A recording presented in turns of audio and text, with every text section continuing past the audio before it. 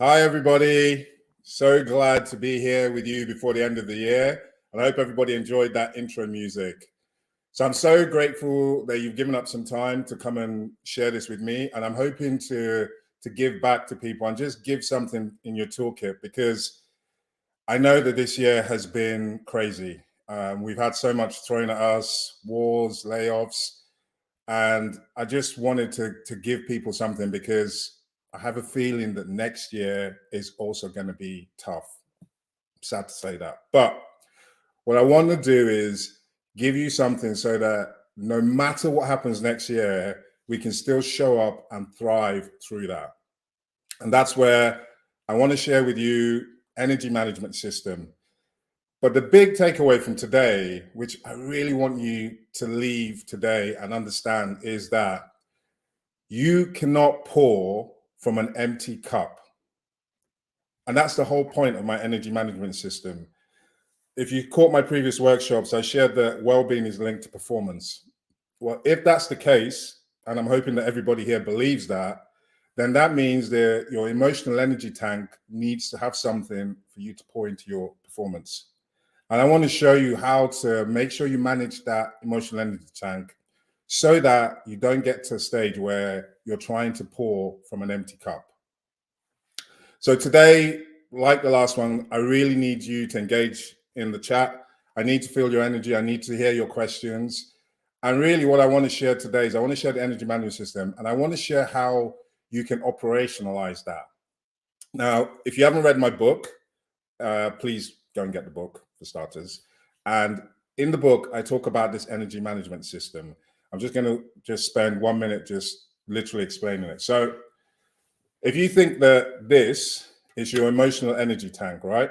And the balls in there are the things that fill up your emotional energy tank. So I want you to start thinking about what is in there. Like, how do you tune in? How do you know the number of balls in there? And if you read my book, there are inflows. So the things that are like putting into your emotional energy tank. Then there's the outflows, the things that basically take out from your emotional energy tank, which is work, all the other stuff. And as well as that, there's also pressures coming on your emotional energy tank, uncertainty, dealing with all this uncertainty, dealing with just the things, the challenges that are thrown at you. So you need mental skills to navigate through that. And today I want to show you how to operationalize this emotional energy tank. So, the way I love stories. I don't want to start just talking to you. I'm obviously going to share a story with you just to try and get home the message of what I'm trying to leave with you today.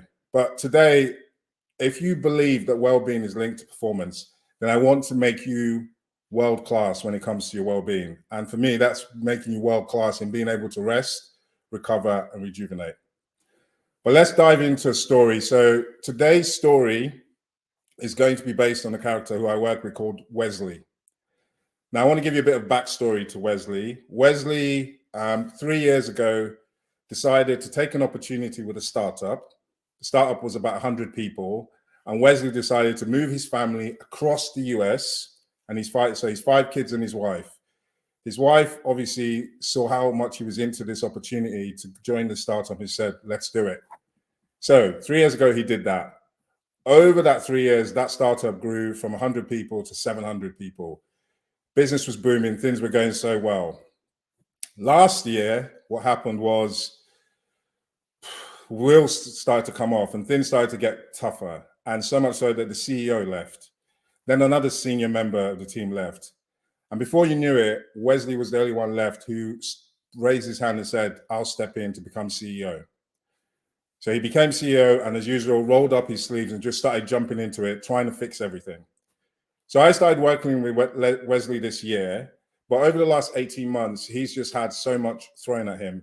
He had to restructure the business. He had to lay off 100 people. While doing that, that really, really hit him hard. And he just had so much thrown at him. And this year, I've just watched him just come off challenge after challenge. Almost, he's like an elite level athlete that's just been going through so much. But I want to share with you something that happened. So we were about to have our coaching session. I get a phone call, and it's Wesley talking to me, and he said he's still driving, can I give him 5 minutes before we start the session? I said, sure, find somewhere to park. You know, I don't like talking to people when they're driving. Wesley found somewhere to park. And then we get on his Zoom on his phone, and I could sense something was wrong. And I asked Wesley, you know, what's happening? Where are you? He said, I'm in the hospital car park. I was a bit shocked. I said, is everything okay? He said, well, apparently so, but yesterday I wake up in the middle of the night at 3 a.m. and I can't breathe. I feel like something's sitting on my chest. I'm trying to stay calm, but every time I'm struggling to take air in, nothing's happening. And I think to myself, oh shit, am I having a stroke? Linda, my wife, is next to me and I can't even scream. So I have to fling myself off the bed. She wakes up in alarm. Before I know it, the ambulance is there and I'm being stretchered out of my house with my kids in absolute panic. I get to the hospital thinking, is this it? Is this it? I'm not going to see my kids again. They run so many tests and they tell me that it was a panic attack. Can you believe it, Chinazom? It was a panic attack. I didn't know what to do. I just sat there in the hospital bed thinking, Jesus Christ, I nearly lost my kids. I nearly lost everything. And for what? I could sense that Wesley was really, really shook up, and I had to just give him space to get all the emotions out. He cried, he shouted, he banged on the steering wheel. And then he started to say that something needs to change. He can't go on like this. And I had to ask Wesley, are you sure that are you ready to really do this? And Wesley said, yeah, I have to change. So I said, this is where we have to operationalize your mental fitness. And he said, Chinazom, I'm ready. I don't care what I need to do. I'm not having this again. I can't lose my kids. Something's got to be different. So this is where we started operationalizing his mental fitness. And the first thing that I had to do with Wesley was focus on rest. The ability just to be able to switch off and sleep. Wesley, for me, had been for the last 18 months just going at breakneck speed, just pushing and pushing and pushing. Each quarter, there was some huge target. There was so many conferences, investor meetings. He was pulled in every single direction. And then what happened is slowly Wesley was not able to sleep. He tried medication, that wasn't working. He tried strenuous exercise, it just made him feel even worse. So what I said to Wesley is, you're like, if you've ever seen a thread and when it's really tightly wound, I don't know anybody who sews, when you try to unwind it, it takes you a long, long time. It's almost impossible sometimes to unwind it. And that's why I had to share with Wesley that for starters, we need to take back control of your calendar. And you'd be surprised, you think he's a CEO, he can obviously, he can set his time. But when I tried to look at Wesley's calendar, it was like a train wreck. It was just meetings all over the place, no time for lunch. Obviously, he was never going to take lunch. So what I shared with him was, for you to be able to switch off at the end of the day, for the morning, you need to have your own time where you do something for yourself. Give yourself some space from your thoughts, process your emotions. And then in the afternoon, you also need to have a break. I don't care what it is, find some break where you spend some time in nature, get some movement, get some time for yourself. And then in the evening, before you start going back to your wife and kids, you need something to just process and let the day go. Now, magically, after this incident in the hospital, space started to appear on Wesley's calendar because he became very intentional about his day. No more meetings in the morning. That was his time. He found spending time with his kids, taking dog for a walk, just whatever it was, he just carved out that time to just process his emotions and start to fill up his energy tank. And it was amazing the change that I started to have, because as if by magic, by the end of the day, he was able to sleep. And he said that he didn't realize how long he'd been not sleeping. So this is the first part of, I've talked about rest, recovery, and rejuvenation. And I really want everybody to understand that they are different. And the first part about rest is you need to get intentional about how you're going to structure your time so that you can take breaks in the day. You can't leave it to the end of the day when you've just gone back to back meeting to meeting, because by the end of the day, you're going to be really wound up. So The next part I'm going to talk about is recovery, but I'm going to give myself some time first to go to the chat just to see what questions are coming up. And some questions that IJ's just flashed up there. What do you need to give yourself permission to take better care of yourself?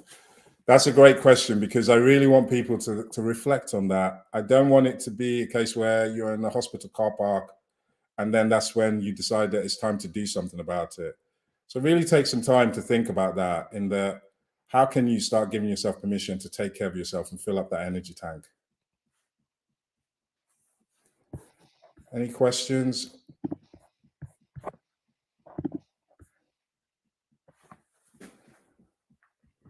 Everybody seems a bit quiet today. Okay. Oh, questions just come in. Keith, great to see you here. In your experience, why do people not recognize when they are at a low ebb, energy is low and about to crash? What are the common blockers to people not recognizing when they need a timeout? Do you see this a lot? That's a great question, Keith. I think I see that all the time. And one of the things is I've started to use this visual aid because I feel we're running around. And whenever I used to ask people, how are you doing? Just like, oh, I'm okay. I'm doing, just kind of giving me this answer, but they weren't really sure. Like, if I ask you, how many balls have you got in your energy tank? That's a different thing. And it's like, what level are you? Are you close to low or are you high? And I started to use this as a visual representation. If people can actually think of their emotional energy tank, then you can start to actually think, oh, you know what? I've actually started to, that project that I did, I took quite a bit out there. I took some more out of it as well. And what I really don't want is, as in Wesley's case, what happened was his emotional energy tank was actually like this. And he was running around trying to pour out of it and had so much demands on it. And then he just crashed. So the other point as well, great question, Keith, is also people need to start having ways of understanding the triggers. How do you know that your energy is low? Now, in Wesley's case, he went on a holiday, and that was his like Hail Mary. That was the thing that was gonna set everything right. But he'd been running at such a fast pace that when he got on the holiday, he fell sick. And he didn't enjoy the holiday. He argued with his wife. He didn't get to spend time with his kids. So I really want people I could see already from the signs that Wesley was showing, irritability, not being able to sleep, not being able to focus. Those are signs that this is now getting a bit low. So I want people to start getting expert at asking themselves, where is my energy level? Are there any telltale triggers that I'm starting to run close to empty? And also taking the steps to do something about it. Thank you for that, Keith. That was a great question from you. Okay. Any more? If there's no more questions, I'm going to go into the next point, where I'm now going to start talking about recovery. This is a big part where when I worked with athletes and they used to go to what they call warm weather training, where if anyone who's done track and field, they'll know what I'm talking about, where you train through the winter period. And then just before competition is about to start, you take yourself away and you rip the hell out of your body. I mean, rip just every day for 2 weeks, just trying to tear your body apart. It takes a toll on the body physically, and it takes a toll on the body mentally. And what I found with athletes was they knew what they had to do to recover, not just get a massage and rest and sleep, but recover mentally to be able to show up the next day and give more. But for corporate athletes like Wesley, who, let's say, for instance, in Q1 had to lay off 100 people, in Q2 had to restructure the whole business, go to investors to ask for more money, go to conferences. By Q3 already had to lay off another 45 people. He was just running at breakneck speed, but he didn't stop to recover mentally. So what he should have done was in Q1, he should have taken a break. He should have actually started thinking, my energy tank is running low. What do I need to do to fill that back up? And this is the big part with recovery is, so I'm using this as an example of this is, so people can see this is Wesley's energy tank. And this was how low it was. But I started to ask him, what colors are his balls? What are the things that fill up this energy tank? And we had to sit down and start to break that down in that, is it spending time? I hope people can see it. Is it spending time with the kids? Is that what fills up? Because that's these balls, okay? Spending more time with your kids, put that into the energy tank. Is it spending more time with your spouse and your loved one? That's another color in here. Putting that into the energy tank. So he started to get an understanding of what color were his balls. And that's what I want from people to is like, what are the things that fill up your energy tank? And if you've read my book, I've talked about mindfulness. And mindfulness for me is just giving yourself that space from your thoughts, allowing yourself time to process your emotions, movement, getting out in nature, going for a walk, walking your dog, whatever that is, to just give yourself that time for yourself and for your emotional energy tank. And then the other one is moments, the things that give you joy, whatever they are, have a list of them and make sure that you're carving out that time to do that. So this is, Wesley started to have a list of the things that gave him joy. And then he started to be intentional about filling this tank up. And this is a big part of what happened with Wesley, which I want people to get this mindset shift is when I say you can't pour from an empty cup. He had that mindset shift. Unfortunately, he took a panic attack into the hospital to realize that he had to start planning for joy. He had to start planning how is he going to fill his emotional energy tank? Because he knew all through the day, every day, something was going to come and keep taking from his emotional energy tank. So that mindset shift was when he started waking up in the morning, he'd ask himself the question, how am I going to find joy today? How am I going to fill up my energy tank? And he'd plan for those time slots and carve it out and make sure that whatever happened, he went to go and fill up his emotional energy tank. Okay, so I'm gonna stop there. See, a lot of questions have come in. So it's good to see there's now interaction. Thank you so much, Flora. Thank you for this question. So mental health and well-being is stigmatized in some workplaces. How do you engage with leadership peers when working to improve well-being after work productivity and quality has been impacted?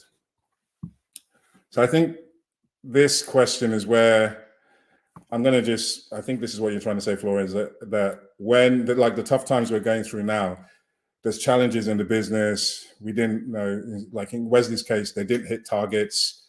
People had to be laid off. There was a lot of fear. There was a lot of uncertainty. And there was even more pressure that you've got to deliver, do more with less, was what the mantra, which caused even more pressure for the people left. And also Wesley was also working with this pressure. And I feel when we can actually start to have honest conversations with the leadership team and that start to say that, yes, we have to do more, but that means that we have to carve out time to fill up our energy tank even more so that we can, when we're working, we're giving our best. It's high quality work that's being done. And then when we're off, we're able to really switch off. And I think that's where leadership have to really understand that well-being is not a nice to have. It literally links to performance. So if you don't allow people to fill up their energy tank and take care of their well-being, they're going to burn out and then you're going to lose them. And I want to share an example from actually Wesley. Was after this incident happened, he had meetings where he kept canceling our calls because an investor meeting came up. He had to go and speak to one of their top clients. And then after this, he actually jumped on the call. He was 5 minutes late. And he said that, yeah, I had an investor meeting and I had to leave. I told him that I had my coaching session. And I was shocked when he said that because I was like, you sure you're not going to lose your job? And he said, I might lose my job, but I'd rather not have a heart attack or stroke or mental breakdown and not be there. So I think the mindset shift has to be where you start understanding that you can't pour from an empty cup and you have tough, honest conversations with leadership so that they get that if they want you to show up and give your best, then they need to allow you to prioritize your well-being. Flora, thank you. That was a great question. Any other questions? Keith, thanks for this one. So things that give my mind energy are the non-work things, i.e. things outside of work that keep me going, allow me to refresh, ready for work and any task ahead. For me, it is sports, cycling, swimming, and hiking, and also taking care of myself.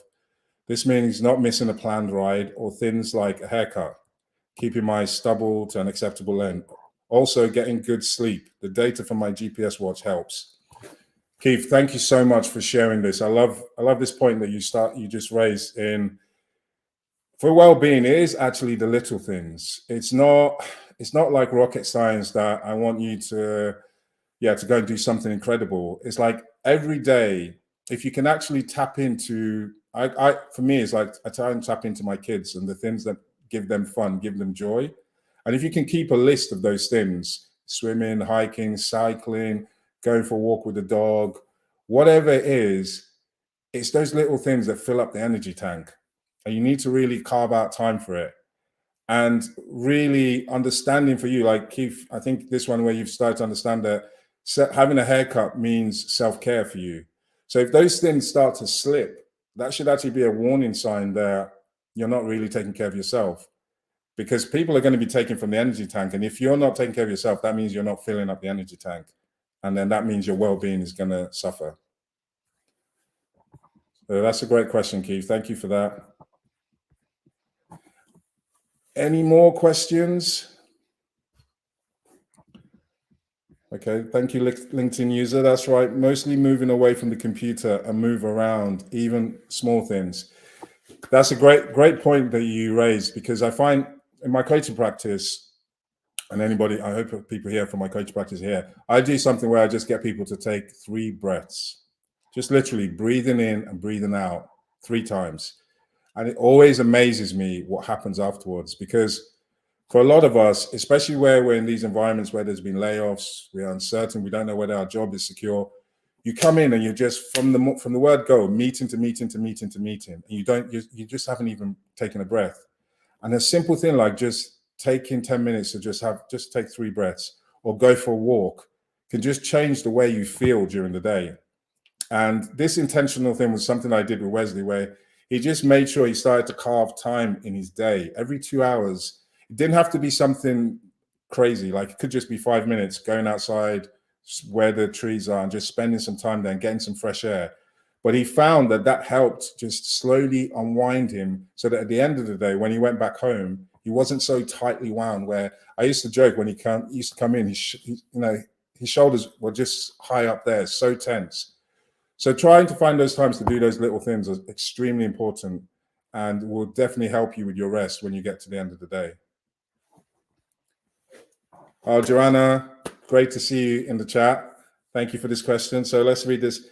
I started to block off a workout class on Monday afternoon so I can get the start of the week into a good spot. I also do that on Friday to close out the week. It definitely helps me now. I just need to work on the breaks Tuesday to Thursday.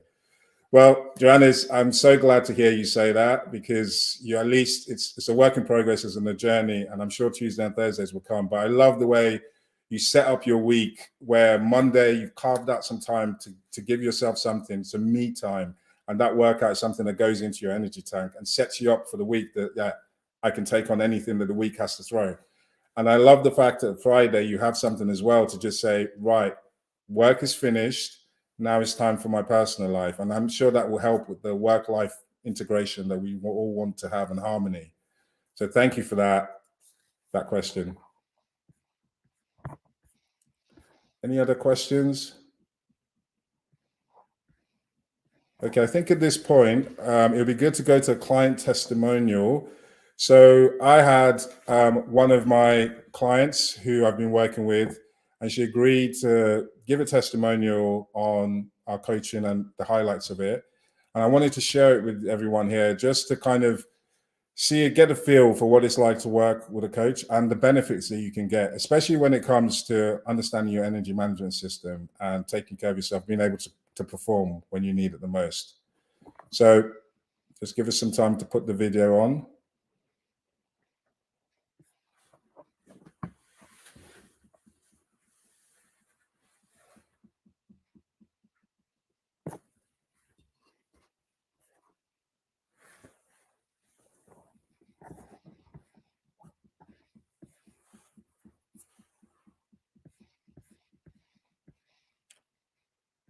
Okay, just a few seconds, just getting that video up. While we're waiting, please, if there's any questions, please keep your questions coming. I'm loving the engagement so far.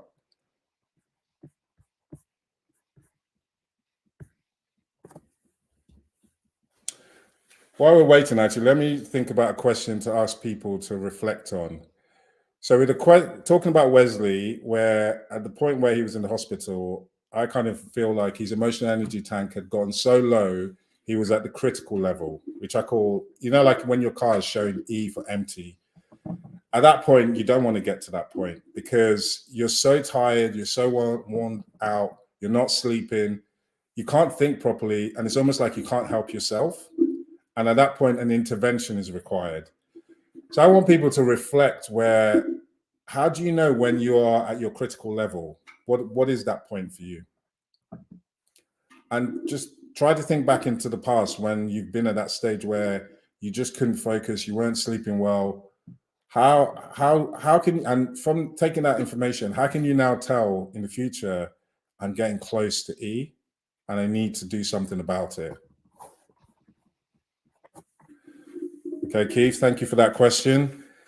I used to always work at weekends a lot, in the week and then at the weekend. I don't do this now, only by very exception. I will do a few hours on one of the days. I still work a lot in the week, but I never work a full weekend. I realized it was a case of the law of diminishing returns.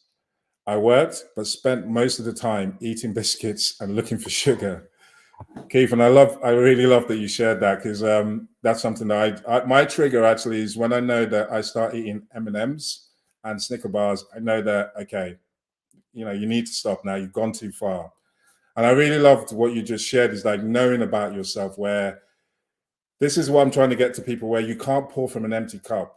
And somehow in our heads, we feel like there's so much work to do and we feel so guilty about it. So we feel that we need to tie ourselves to the desk for 12 hours, 14 hours. And then we get to the weekend when we should be resting, we can't switch off and we're still working. And that's just a recipe for disaster, because if you're not filling back your energy tank, well, when Monday rolls again, you're even more depleted to the stage where there's just nothing left in the ball. There's nothing left in the tank. So this is the mindset shift. And I love what Keith just said, the diminishing laws of diminishing returns. I had to kind of learn this the hard way, where after hitting the wall and crashing a few times, I started to realize tying myself to the desk is just not helpful. At some point in time, I need to start tuning in. And for me, I started to realize after 2 hours, 3 maximum, I need to step away, because whatever I'm doing, I'm just lying to myself. Because what I always find is whatever I'm doing, it takes me longer. There's probably mistakes. So for me, I find it's better to step away, go for a walk, do whatever I need to do, and then come back refreshed, ready to focus again. And this is what I really want to share with what I learned from athletes is when it's time to work, you need to be ready and switched on. But then when it's time to rest, you really need to also be ready to switch off and rest and be intentional about filling that energy tank up. So I really hope that this mindset shift can happen, is that there is a diminishing return. Don't care what anybody says. You can go and look at the research out there. After a while, you keeping on working is not really being productive. You're probably making mistakes. It's taking you longer. And in the end, it's going to make you burn out. So I hope people can really start to understand that about the diminishing returns. Thank you for that question, Keith. So I think, are we ready for Vera? Okay, here we go. Okay, so I'm very, very excited to be doing this testimonial. Vera, thank you so much for taking your time to do this. I know it's pretty late where you are. I'm going to do just a quick, brief intro, and we've just started working recently this year, and you really opened my eyes to our sessions. Normally, I cap my sessions at 30 minutes, 45 minutes, but we've been having hour and a half sessions, and still yet, always at the end of it, we still find something to talk about, and there seems to be more new insights that are coming. So you really showed me when someone's really spiritually awakened and has done the work and is willing to go below the surface, that the magic that can happen from the coaching sessions. I'll let you do a brief and quick introduction. Sure. Thank you. Yeah, so I'm Vera. I'm based in Helsinki, Finland, and yeah, we've been having coaching sessions. I think it was October, since October, it's a couple of months now. Yeah, yeah, and I've been working in consulting 6, 7 years in multiple large companies, Big Four, and then now Accenture as a manager, mostly with IT implementations and management consulting projects related to technology. But yeah, it's been interesting. It's been a really great journey with you so far. So thank you already. And again. Thank you for saying that. I've been learning a lot with you. So I'm really, really thankful that the universe brought you to me, and looking forward to seeing where the journey is going to take us as we proceed. So I wanted to kick off with the first question I wanted to ask you. If we could get the question, I think the question is about to come up. So what were you trying to solve for with coaching when you first came? That's a very good question. I wouldn't say I was initially trying to solve anything, but one thing that I did need is to sort of keep myself in check. My my energy levels, mental health, physical health. And I think having you there for me every week, once a week, like every week the same time, it helps because it sort of punctuates my weeks. So I know that on Monday evening I will talk to you, and that already makes me reflect that, okay, what did we talk about last time?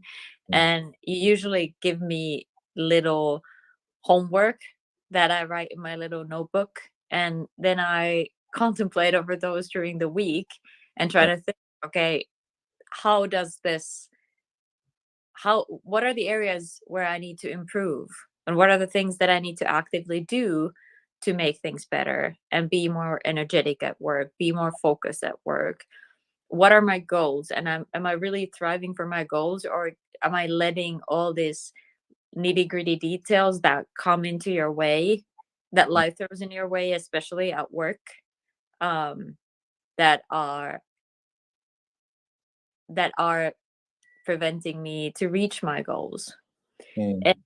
sometimes when we have really great discussions, there are a few quotes that I write down, and then I put them on little post-it next to my screen so that I have a checkup every day, because a lot of the things that we talk about are about micro habits. That where is your mind when you're doing things, and what is it that you're saying to yourself all the time, every day?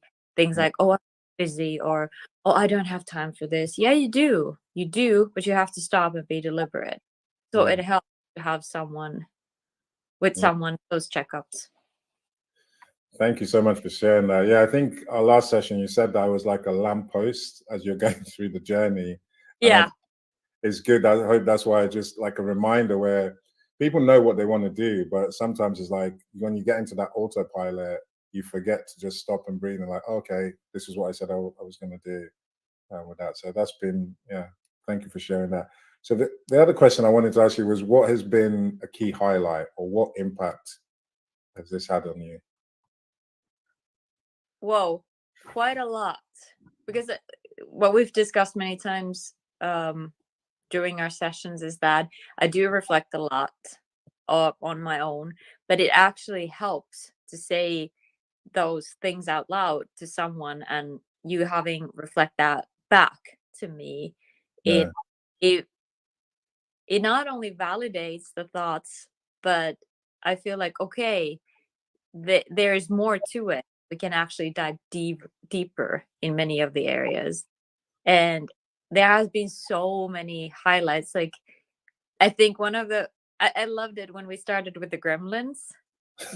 That's a really good mind trick of yours. And then when I said that there are multiple gremlins, and then you said that it on that, yeah, people don't usually have one single gremlin, but they actually have many.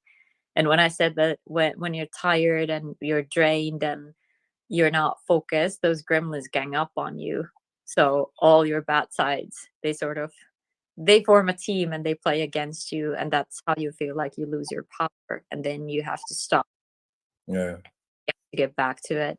So all these great moments where like the light bulb went on, like, oh, okay, all right, so there's actually a method, or I can frame it in another way so that I can tackle whatever the problem is that I'm having right now. And it's not actually that big, but when you're tired and you're exhausted at work, you're the negative thoughts, they become louder than they actually are, and you have to tame them. Yeah, and that was actually a light bulb moment for me, because I'd always been talking about gremlins, but I never thought they were more than one.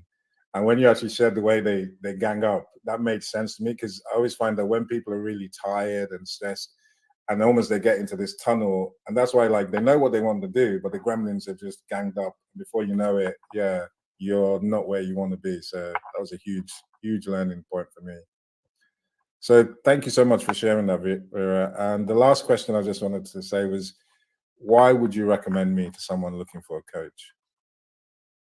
Because you have a tendency to think really widely, and you talk from a very empathetic place.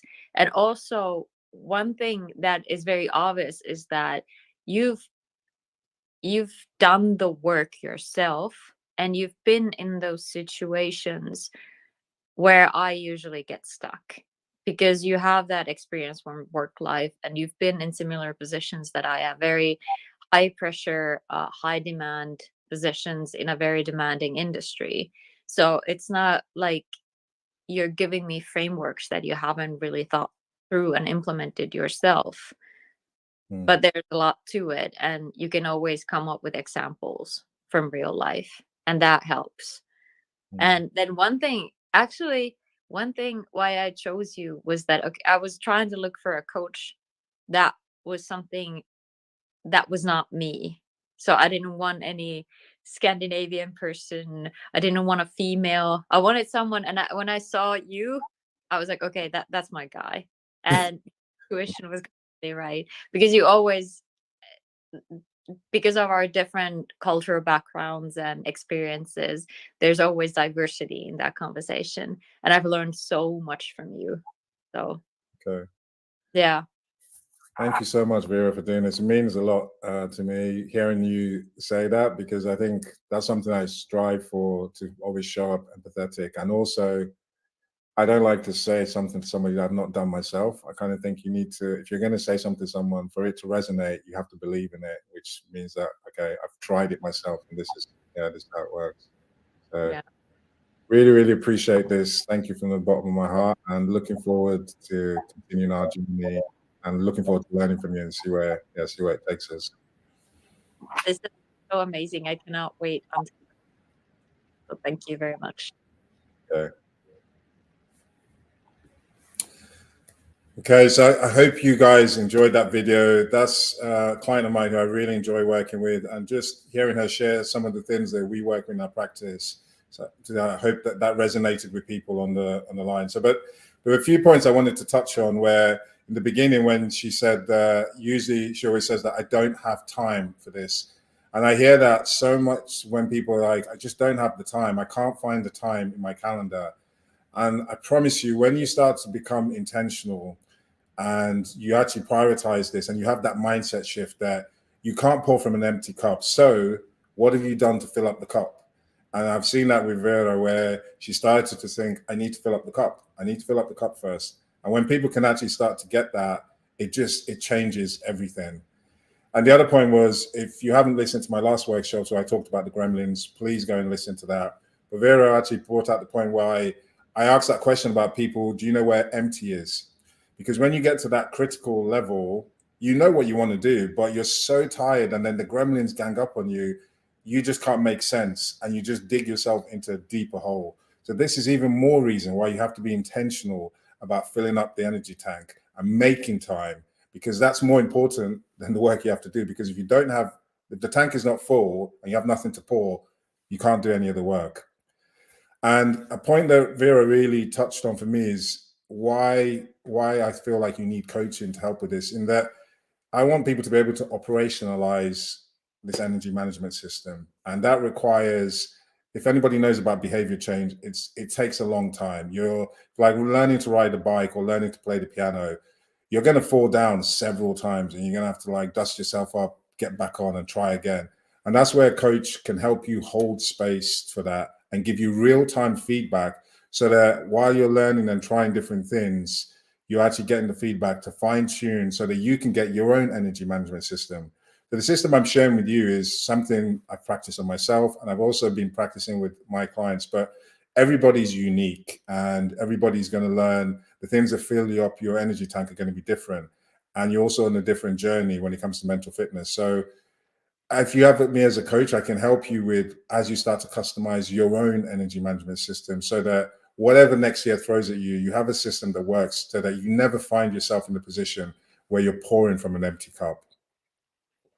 So those points were great. I think I'm going to pass this on to EJ to talk about, we have an exciting offer for you. So before I touch on rejuvenation, I'm going to let EJ share the offer that we have for you.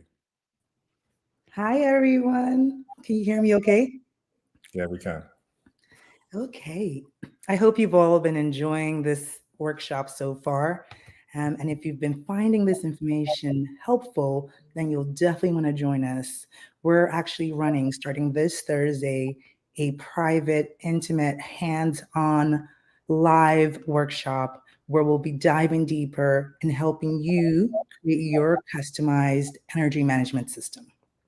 So all the bells and whistles of what Chinazam just talked about and Vera, but customized to your specific needs. How awesome would that be to have that going into the holiday, so that you can really refill your energy tank and kick off the new year in a powerful and intentional way. So as I mentioned, this blueprint workshop is available, and we're running a promotion right now over the next few days until the end of this week. We're offering it at 50% off. So it's a steal. And we're going to be limiting the seats in these workshops to ensure that we can really provide that personalized one-on-one support, so that you walk away with the blueprint that's actionable and specific to you. So you'll start to experience, just in the course of that workshop, a significant mindset shift, right? That will enable you to understand your energy drivers and reframe challenges into opportunities. Okay. You'll also be able to create that step-by-step roadmap for yourself that will allow you to pivot and adapt and flex and cope as challenges come your way every day. So if this sounds interesting to you, hop into this link here. I have it running as a ticker at the bottom of the screen. It's on our website, on the offer page. You'll have all the details you need and you can check out and get started. Again, this is a private, hands-on, intimate conversation. It's not going to be broadcast the way that we are live now. So it's a great opportunity you don't want to miss. I'm available to answer any questions that you have. So drop it in the chat and I can attend to them. And of course, if you have other questions that we don't get to today, you can book a call to chat directly with myself or with Chinezum. So I hope this was helpful, and I hope to see you on the inside. Thank you. Thank you so much, IJ. Couldn't have said it more. So yeah, I'm really excited about this promotion that we're running. I would love to work with you to customize your energy management system, and so that you can start to operationalize it yourself, and you have something in your toolkit, so that when next year comes, whatever life throws at you, you're able to face it and you're able to sustain that performance when you need it the most. So please don't miss out on this offer. Click on the link. I can't wait to work with you on this. So now I'm really excited. We've already got 15 minutes. I really want to try and share and give as much as possible. So today my focus has really been introducing you to the energy management system and talking about rest, recovery, and rejuvenation. And I really hope that people start to understand that those three things are different. Rest is, as the name says, how you're able to switch off, how you're able to protect the time where you need to switch off and be intentional about it, so that you're not like a tightly wound thread, and you're getting the rest you need, so that each day, whatever comes at you and whatever comes to take from the energy tank, you're rested and you're able to think and focus and deliver. Now, recovery is actually, what do you do to recover? What do you do physically to recover? Is it a massage, taking a bath, having a walk, exercise? But what do you do mentally to recover? There's got to be certain people that you spend time with, or somewhere that you go in nature that just helps you feel like, okay, mentally I've recovered. The third part, which is so important, and I think people don't understand it, how important this is rejuvenation. And I learned this when I saw athletes after they spend 2 weeks ripping their body to shreds. And in order to thank their body and their mind for what they delivered, they'll go on a holiday, they will do something to just thank themselves and celebrate the fact that what they just did. And that's a big one where so many people in my practice, it just pains me when I ask them, like, they'll tell me all the things that they've achieved. And for instance, Wesley, he achieved so much over the last 18 months, and I asked him, how did you celebrate? And he looked at me like I was crazy, and he's like, celebrate? I just jumped into the next thing. And this is what's so painful, in that each quarter he had done what I call intense training. He'd done things that I'd never seen anybody else do. But each quarter, instead of celebrating, he just jumped into the next thing. And what happens when you don't celebrate, you don't actually acknowledge, you don't update your identity. Wow, like Wesley, wow, I'm now the CEO, and I navigated the company through the layoffs and changing our service offering and changing all the different clients we now service. He didn't celebrate that. So he was also running with this old identity. And the other part about rejuvenation is actually tapping into your purpose, reminding yourself about the why. Why are you doing that? Why? So with Wesley, we had to start going back in that. Why did you move your family across the United States, your 5 kids, to take this opportunity? And he had to start reminding himself to give them a better life, to have more joy in his life, to be able to spend more time with his kids. And when he did that, he was crying, because he's like, I'm not spending any time with my kids. And the first thing he did was he started carving out a day. He had 5 kids. So every day of the week, he did something with one of the kids. And I can't tell you how much this filled him up with joy, because it reminded him why he was working his ass off, why he was giving it all those hours, or pushing so much. And also he reminded himself of why he loved the company so much, why he put his hand up to be CEO. He loved the people so much. So when he started to tap back into his purpose, I call it finding his mojo. That's a surefire way to fill up your energy tank. So guys, please, I can't stress enough the importance of celebrating your wins, because each quarter you should actually do that. What did I achieve? Because what I see is the brain will remember any mistakes that you make or anything that didn't go right. But when I ask people, what's going well? What did you achieve? They struggle. They struggle to tell me that. And that's where you've got to be intentional about telling yourself the things you've achieved, the things that you're grateful for, because it's a great way to fill up your energy tank, so that whatever comes at you, you're able to withstand that. So I'm going to stop quickly here just to go into the chat and see if that resonated with anyone, and if there's any questions. Just for a minute, we haven't got too much time, so I don't want to spend. If there's any questions, now is the time to ask it.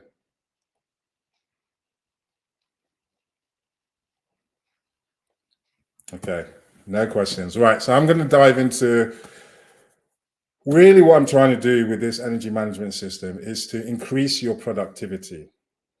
And I've tried and tested it on myself, and I've seen it work with elite level athletes.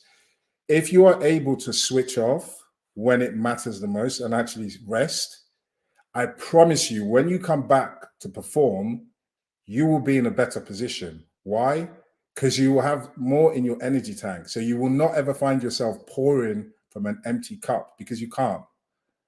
So I don't know if people can reflect those times when they've been working so hard. Did you notice that you weren't really able to focus? Something that you thought would take you 30 minutes actually took you an hour and a half to 2 hours. You're jumping from call to call. You can't really remember what was said. That's where your productivity is crashing. And this is where I really want you to, whatever comes next year, I want you to get the most out of it. If you're putting in effort, I want you to maximize your productivity. That means that whatever's happening, when you come to deliver, you're delivering more, and there's more left in that energy tank. And a big part, I just saw a question that flashed up, so I'm going to stop there. Dolores, thank you as ever for being here. This session has really reinforced how much I have to change my mindset and thinking and adapt my behavior, which sometimes can be quite self-destructive. Wow, okay. Those negative conversations with myself that we spoke about in your last presentation are going in the bin. Thank you, Sunny. Dolores, as ever, thank you so much for that. That was a great point that you just raised. It is a mindset shift. It's a mindset shift where, just like in my last presentations where I said, do you believe that well-being is linked to performance? If you don't believe that, then as I said, please get in touch with me. I need to change that. But this one is, do you believe that you can pour from an empty cup? Because if you do, carry on the way you are. But if you realize that your emotional energy tank is what you pour out to perform, then that means that you need to shift your mindset in that, what have you done then to fill up the tank so that you can perform? And if you shift that mindset, when you come into your calendar, it's a whole different thing. You don't start looking, oh, I have all these meetings. You're like, wait. What have I done to actually fill up the energy tank? And that mindset shift, I can't tell you how it just revolutionizes everything that you do. And if you can have that mindset shift, it's gonna be so great for your mental fitness. Keith, as ever, thank you so much for these questions. Really appreciate it. Right. If things are getting busy at work and I miss a ride, miss a haircut appointment, etc., I start to look like Tom Hanks' character in Castaway. If this is happening, I'll also be on the sugar and caffeine too. Yeah. These are my warning danger signs. I keep going for a while like this, but not indefinitely. As per the biscuit comments previously, I am in the red zone at this point with my friend, Mr. Red Bull. Keith, I love that point that you raised. It's also something that really resonates for me, because sometimes I practice this, I preach it, but sometimes I also find myself where I'm grabbing the M&Ms, I'm drinking too much coffee, I'm grabbing more chocolate. And I love what you just said, is what is that red zone? Because one thing I have gotten better at is I'm gotten better at starting to see the signs. I start to see the triggers. I'm like, oh, okay, you missed that workout. You didn't do any exercise. Oh, you're getting a little bit more irritable with your son. And then once I start to see the signs, I'm like, right, we're getting close to E. I need to take steps.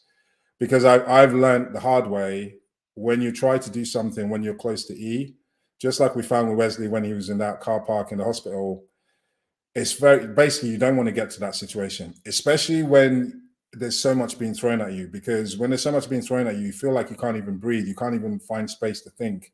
And that's where you don't want to be at that E level. So I think the question's just come up. What's that? Yeah, what's that E level for you? Keith, as always, that's such a great question. And what a phrase I coined where I want to get people to, in that if I want to be seeing you next year and so much is being thrown at you, and I see people from meeting to meetings, and when they come into my session, I can just tell from their breath, they're breathing like someone has been chasing them all day. Well, what I want you to be able to do is, when I see the top level athletes, when they're about to go and perform, there's this thing where there's relaxed, controlled aggression. Now, I'm not telling you, yeah, just well-being and everything's okay. I realize you need to work when you're working, you need to work hard, but it needs to be relaxed, controlled, and you bring that aggression at that time. And that comes from when you are intentional about filling your energy tank. You're intentional about taking those breaks, those little 5 or 10 minute breaks. You're intentional of taking 3 breaths. Then you're not going to get to the end of the day where you're so wound up and you're like walking around like this. You can't even put your shoulders down. And then guess what? When you get to home, you can't sleep. So I want you to really start picturing that relaxed, controlled aggression for everybody out there. Any more questions? I'm loving the chat now. Okay. Well, just keep them coming, because we've only got 5 minutes. So the other point, Reach, I really wanted to get home is, everybody just focus on work, but life is also the most important thing. And I don't like the term work-life balance. I always like work-life integration. And I want to bring harmony between the two. And in Wesley's case, when we started talking about rejuvenation, about why he was doing this, the work had taken all the energy. So the life part was not in a great place. It turns out that him and his wife, Linda, had just been arguing and not being happy. He hadn't been spending time with the kids. The kids were upset. And also he had put all his, in the 18 months, he had this holiday he was going to go on. These 2 weeks, that was his well-being, nirvana. He was going to save everything. Well, guess what? When he went on the holiday, he fell sick. And it wasn't a surprise to me. You've been working at breakneck speed for 18 months. So the time he was supposed to spend with his family, he was sick, recovering. And then he was still taking calls while he was on holiday. So I really want people to take away from this is that you need to make sure you're also prioritizing your life, and there's integration between that. And I want to show you, if you start managing your energy management system and being more intentional, you carve out that time to remind yourself the things that are important to you. And a big part of that for me is the things that give you joy. So if you're tapping into that, those things are the things that fill up your energy tank. So chances are you're taking care of your life, and your life will take care of the work as well, because you'll be filling up your energy tank. So if you take nothing away, please, I've said this several times, you cannot pour from an empty cup. And what do you need? That means you need to prioritize and be intentional about what fills your cup. And that means you need to know what your energy drivers are, what the different balls that go into this. So when I ask you, how do you feel? You need to be able to say, yeah, feeling topped up. And you know, all these balls are different colors. They represent energy drivers. So you need to know what are those things that you need to fill your energy tank. So this has been really, really enjoyable. And I hope as we end the year, I've left you with something that you can start to think of and also start to plan for next year. If you want to do more on your mental fitness, please also go and take my mental fitness quiz. That's a good starting point. Take the quiz, you can book a call, and we can start to customize this system for you so that whatever happens next year, you're in a great position and you're not going to find yourself burning out. You're going to basically thrive next year. So just before we go, let me see if there's any questions. I'm going to give you guys a few minutes back of time today, but I'll give it 30 more seconds before we end to just see if any questions come in.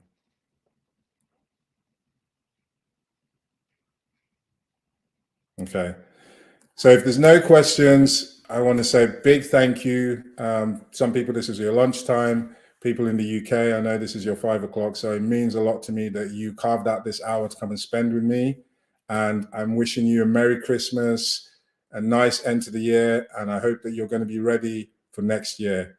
Dolores, thank you so much for that. I really, really appreciate everything that you do to support me. All right, everybody, take care. Bye-bye.